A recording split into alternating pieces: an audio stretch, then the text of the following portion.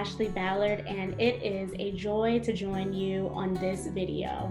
Today I want to talk with you about investing in social connections, remaining socially connected during a time that we are trying to keep these social distancing between ourselves and others as we ensure public health. However, it's necessary that we also remain connected, and we have to be very creative and intentional in doing so. Now, I do believe that this is a very important message right now because a lot of us have kind of felt like, you know what, I'm over this pandemic. It may or may not be real, or even if it is real, I'm tired of staying in the house. I'm tired of not being able to be around my friends and family and do all of the fun things that I normally love to do, especially because it's summer, right? So we do know that we've been hearing that people are gathering in really large groups, and typically those large groups are often leading to numbers where we are seeing and being able to track that the virus has been spread. So we want to make sure that we're still very careful in adhering to those safety measures that have been put in place, where we know that there's a set number of people that we should try to be around at a time. And if we are around large groups, that we want to make sure that we're wearing our mask and still practicing keeping a safe physical distance between ourselves and others. Now, in doing that, however, how can we actually invest in being socially connected? I think investing means like it's a very intentional, strategic action, right? And so, just like we invest in our finances and we make financial decisions to be able to grow our finances and secure our finances, then we have to do that with our friendships as well, and allowing our relationships to remain deep and to not neglect ourselves through isolation, and to not neglect others who may need our presence, right? So what are some ways that we can actually make this happen? I think for one, when we're out in the grocery stores, right? I have a friend, he calls are your eyes smile eyes, like where you use your eyes to smile. So even if you have on a mask, you want to make sure that you are still connecting with people around you, human to human. And one of the most powerful ways to be able to do that is through eye contact. We are going to make sure that we are walking around, and when we're in public spaces, that we're not going to walk in fear, that we're not going to look at one another as if we are afraid of each other. If I see you, or if I'm at the grocery store and I see someone, I am making smile eye contact with those around me, because I want to let them know that you are seen and your presence is valuable.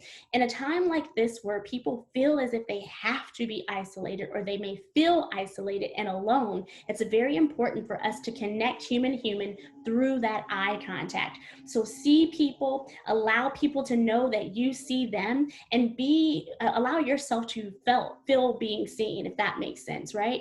So if you hide behind the mask, but then also you're scurrying around and you're not trying to connect with those around you, it just only adds to the isolation that this entire pandemic has brought among us. So see the people that you're with and allow them to see you. Look at them intentionally, make eye contact, and use your eyes to smile behind your mask. And if you're saying, how on earth do I smile with my eyes? Honestly, you are using your mouth. You are still grinning and smiling with your mouth. And that powerful decision of your muscles, your mouth muscles, will cause your eyes to begin to smile. Try it. I mean, like even right now while you listen to me, you can't help but smile and not really use your eyes, especially when you're allowing yourself to smile from within. So I hope that makes sense. Additionally, begin to exercise the power of writing letters. Now, I know we have some really crazy things going on with the postal system and our government, but hopefully we will still be able to use the US postal system. And so you want to be able to implement that ability as well. Write letters. There's something so powerful with that pen to paper. Now, of course, if you're just saying, I do not want to use a pen to paper, well, go ahead. type up a letter, but print it out and send it through the mail. It is so encouraging to be able to receive something in the mail that is not connected to a bill, right? Have you ever just received a birthday card or a surprise note, a thank you card in the mail?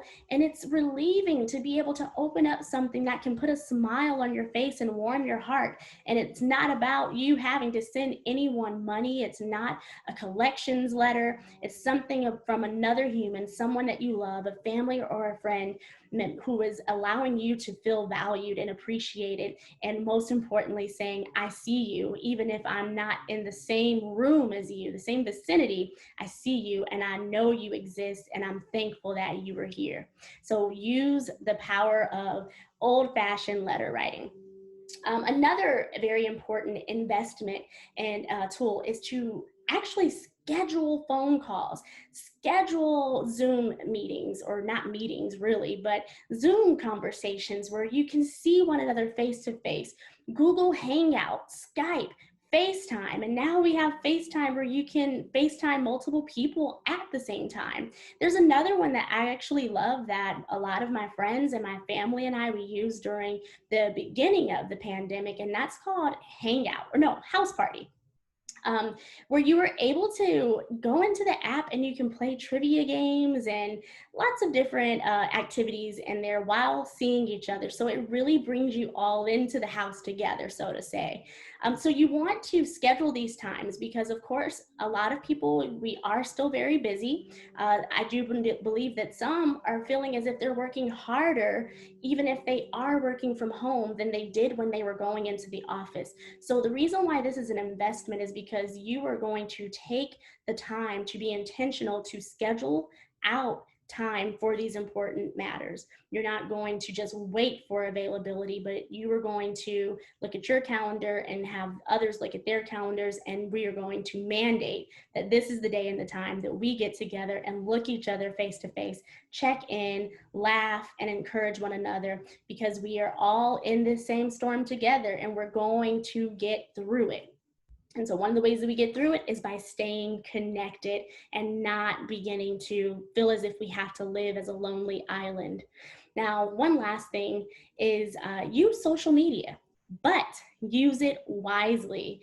Now, we know that social media can help us feel connected. However, it's also a place where a lot of saddening, upsetting news is received, and it's growing and scrolling. As you scroll through your timeline, you're seeing devastation, whether it's regarding the pandemic or whether it's regarding social injustices. And so you want to be mindful of the amount of time that you give to social media, just so that you can clear your mind and not allow yourself to be overwhelmed by the negativity that social media can house. However, it is an excellent platform to stay connected so that you can see your friends and family, so that you can laugh at some of the posts. I know for one, I'm so thankful for the memes, or some people call them memes. I am grateful for them. Whatever it is that you call it, tomato, tomato, I'm sure you know what I'm talking about. And you too are probably grateful for them too, because they really help us just to engage in laughter. And we know that laughter is good like a medicine. So do use social media, just use it wisely, minimize some of your time. A lot of us probably give too much of our time to social media. So try to just pay attention to the amount of time that you are spending. Maybe it's a certain time of day that you will allow yourself to log on. Maybe it's just for certain purposes where you're not going to scroll all day long and throughout the timeline, but maybe you will just log on so that you can connect with specific people or respond to certain messages. You know what's best for you, but I do want to make sure that we all actually know that while social media is great and it can help us to feel connected, we have to be honest. Social media can actually be draining. It can actually have a negative emotional impact as well. And so understanding that, acknowledging that to be true, will really in itself begin to help you as you keep healthy mentally and emotionally. And so I hope that these points have been helpful as you just strategize how you will take time to invest in your social connectedness and keep safe as you are out in public. Thank you so much and have a great rest of your day.